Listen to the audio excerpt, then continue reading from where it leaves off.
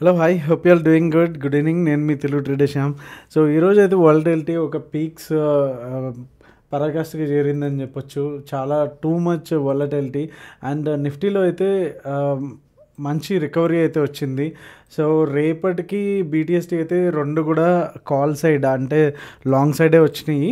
So మనకి రేపటికి market ఎలా ఉండబోతుంది, మన ఎంట్రీ జోన్స్ ఏంటి, షార్ట్స్ ఎక్కడ చేయొచ్చు అండ్ అలాగే నో ట్రేడ్ జోన్స్ ఏంటి, అలానే ఓఏ ఏం చెప్తుంది అనేది కూడా చూద్దాము. మనం నిఫ్టీలో ఉన్నాము. డైలీ టైం ఫ్రేమ్లో మంచి సాలిడ్ బులిష్ క్యాండిల్ అయితే వచ్చింది అండ్ రివర్సల్ అయితే మనం గమనించవచ్చు. ఆల్మోస్ట్ 21,900 మనం చాలా రోజుల నుంచి ఈ లెవెల్ గురించి డిస్కస్ చేసుకుంటూ ఉన్నాము.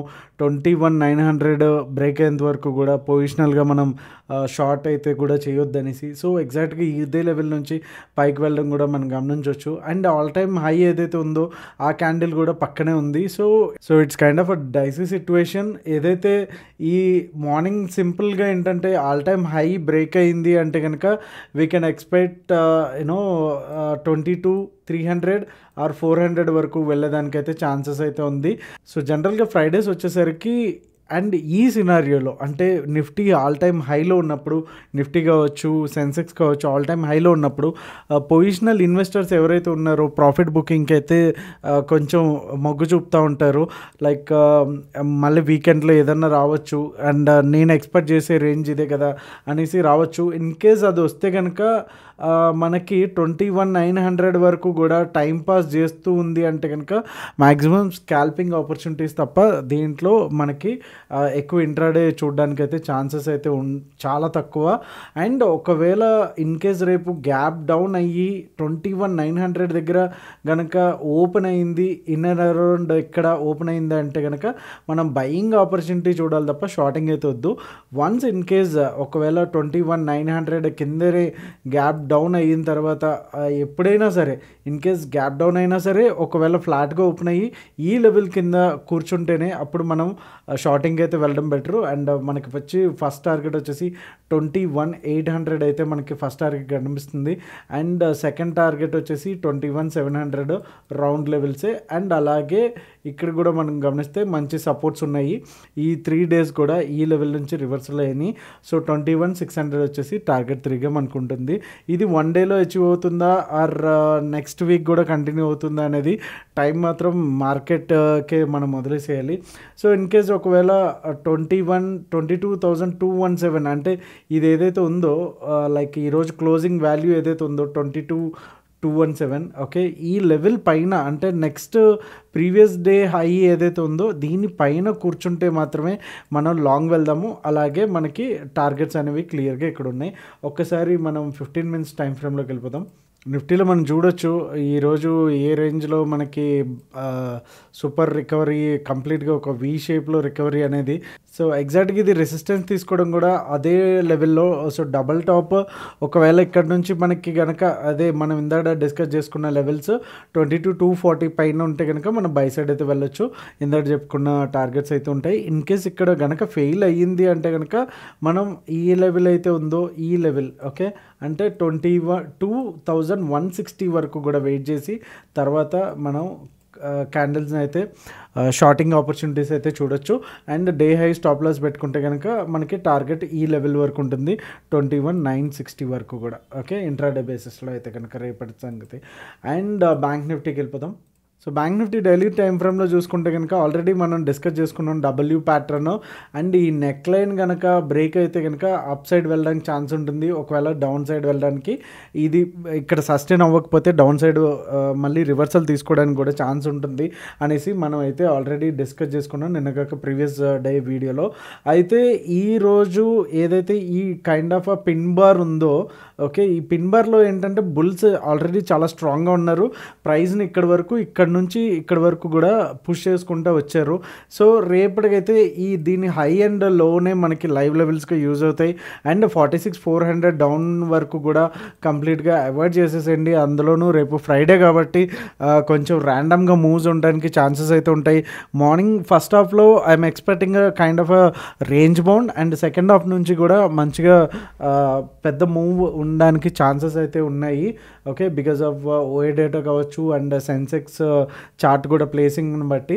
ఓకే, సో రేపటికైతే కనుక 47,100 పైన అయితే మనకి కూర్చుంటే కనుక క్యాండిల్ నా 15 minutes time frame 47,200 and second target వచ్చేసి 47,400 వరకు కూడా మనకి టార్గెట్స్ అయితే ఉన్నాయి. ఒక్కసారి లోయర్ టైం ఫ్రేమ్కి వెళ్ళిపోదాం సో దట్ మనకి టార్గెట్స్ ఆ లెవెల్స్ అనేది క్లియర్గా కనిపిస్తాయి. సో ఇక్కడ గమనించవచ్చు ఏదైతే ఉందో ఈ లెవెల్. ఓకే, అంతకుముందు కూడా సపోర్ట్ కూడా తీసుకుంది, ఎగ్జాక్ట్గా ఇవాళ క్లోజింగ్ కూడా అక్కడే ఇచ్చింది. సో 4750 పైననే కూర్చున్నప్పుడే మాత్రమే మనం లాంగ్ అయితే ఇనిషియేట్ చేద్దాము. ఓకే, దీనికి ఫస్ట్ టార్గెట్ వచ్చేసి 47,200, అలానే సెకండ్ టార్గెట్ వచ్చేసి 47,400 వరకు కూడా సెకండ్ టార్గెట్గా, ఫస్ట్ అండ్ సెకండ్ టార్గెట్గా అయితే ఉన్నాయి. అండ్ ఇన్ కేస్ ఒకవేళ ఈ లెవెల్లో కనుక ఓపెన్ అయితే అంటే 46,950 టు 46,800 కొంచెం ఫ్లాట్గా కనుక ఓపెన్ అయితే ఇది కంప్లీట్గా అవాయిడ్ చేసేద్దాం. ఇక్కడ జిగ్జాగ్ ఉండేదానికి ఛాన్సెస్ అయితే ఉన్నాయి. అండ్ ఎప్పుడైతే మనకి ఇంతకుముందు కూడా సపోర్ట్ తీసుకున్న ఏరియా సేమ్ 46,800, సో ఈ లెవెల్లో ఒక 15 మినిట్స్ క్యాండిల్ క్లోజింగ్ ఇచ్చిన తర్వాత దాని ఫాలోఅప్ క్యాండిల్తో కనుక మనకి ఉంటే అంటే డౌన్ సైడ్ ఉంటే కనుక ఫాలోఅప్ క్యాండిల్ కూడా బ్రేక్ అయితే అప్పుడు మనం ఇనిషియేట్ చేయొచ్చు. సో ఫస్ట్ టార్గెట్ వచ్చేసి 46,600, అలానే సెకండ్ టార్గెట్ వచ్చేసి 46,500. సో ఫైనల్ టార్గెట్ ఏదైతే ఉందో ఈ లెవెల్ అంటే 46,300 వరకు కూడా మనకి టార్గెట్ 3గా అయితే మనకు ఉంటుంది. సో ఇది బ్యాంక్ నిఫ్టీ ఓఏ కొంచెం కన్ఫ్యూజన్గా ఉంది, ఒక్కసారి అది కూడా చూద్దాము. బిఫోర్ దట్ సెన్సెక్స్లో చూసుకుంటే కనుక సెన్సెక్స్ కూడా same situation, same bank Nifty లాగానే ఉంది. సో ఇది కూడా ఆల్మోస్ట్ డబల్ టాప్లో ఉంది. ఓకే, సో మనకు వచ్చేసి లెవెల్ వచ్చేసి 73,200 పైననే కూర్చుంటేనే లాంగ్ అయితే వెళ్దాము. రేపు సెన్సెక్స్ ఎక్స్పైరీ కాబట్టి అంత ఈజీగా అయితే ఇవ్వదు. ఒకవేళ మనం షార్ట్ చేయాలి అనుకుంటే కనుక ఈ లెవెల్ అయితే బెటర్ లెవెల్. ఇక్కడికి వచ్చేసరికి ఇమీడియట్గా షార్ట్ చేయకుండా 73,000 కంప్లీట్గా క్లోజింగ్ అయ్యిందా లేదా చూసుకోండి. సో దాన్ని బట్టి మనం షార్ట్ అనేది ఇనిషియేట్ చేయొచ్చు. So for the first target వచ్చేసి 72,600 వచ్చేసి ఫస్ట్ టార్గెట్, అలానే సెకండ్ టార్గెట్ వచ్చేసి 72,200 అయితే సెన్సెక్స్ అయితే మంచిగా రేపు చూద్దాం ఎలా ఉండబోతుందో యాక్షన్ అనేసి, ప్రైస్ యాక్షన్ది కూడా. సో ఇక్కడికి వచ్చేసరికి కంప్లీట్గా బ్లూ స్కై జోన్, అంటే ఇంతకుముందు ఎక్కడ కూడా రెసిస్టెన్స్ సపోర్ట్స్ అనేవి లేవు. సో ప్రొజెక్షన్ ఫిబ్నాచి ప్రొజెక్షన్ వేసుకుంటే సరిపోతుంది.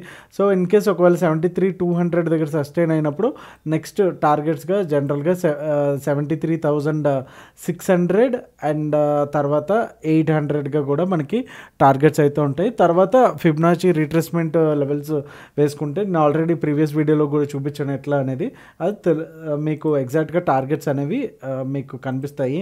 సో ఒక్కసారి ఓఏ డేటా చూసేద్దాం. ఓఏ డేటా చూసుకుంటే కాల్స్ వచ్చి 21 lakhs ఉంటే పుట్స్ వచ్చి 19 lakhs మాత్రమే ఉంది. సో ఓవరాల్గా near month and next month 4 month అయితే ఓపెన్ అవ్వలేదు, అందుకే మనం డేటా ఏం తీసుకోలేదు. ఓవరాల్గా ఓఏ వచ్చేసి 2.15 ఉంటే 2.35 వచ్చి కాల్ సైడ్ ఉంది. సో ఓవరాల్గా చూసుకుంటే కనుక బులిషే but not so bullish. So రేపు ఆల్ టైమ్ హై పైకి వెళ్ళిన తర్వాత ఇక్కడ ప్రైస్ యాక్షన్ ఎలా ఉంది దాన్ని బట్టి ఒకవేళ సస్టైన్ అయ్యి మళ్ళీ పైకి వెళ్తుందా లేకపోతే కిందకి వస్తుందా అనే దాన్ని బట్టి కూడా పొజిషన్స్ అయితే ఈ ఓఏ డేటా కూడా మార్చడానికి ఛాన్సెస్ అయితే ఉంది. అబోవ్ 1 వస్తే కనుక బేరిష్. సో ఇక్కడ అబోవ్ 1 లేదు, బిలో 1 కూడా లేదు. సో ఎగ్జాక్ట్గా ఉంది కాబట్టి కొంచెం కైండ్ ఆఫ్ న్యూట్రల్ సిచ్యువేషన్. అందుకే ఇందాక చార్ట్ చూసినప్పుడు చెప్పాను మీకు ఓఏ డేటా వచ్చేసి న్యూట్రల్ ఉంది కాబట్టి రేపు ప్రైస్ యాక్షన్కి ఎక్కువ ఇంపార్టెన్స్ ఇస్తే సరిపోతుంది. So hope you like the video and like చేయడం మర్చిపోకండి. Thank you so much. Me Telugu trader Shyam. జై హింద్.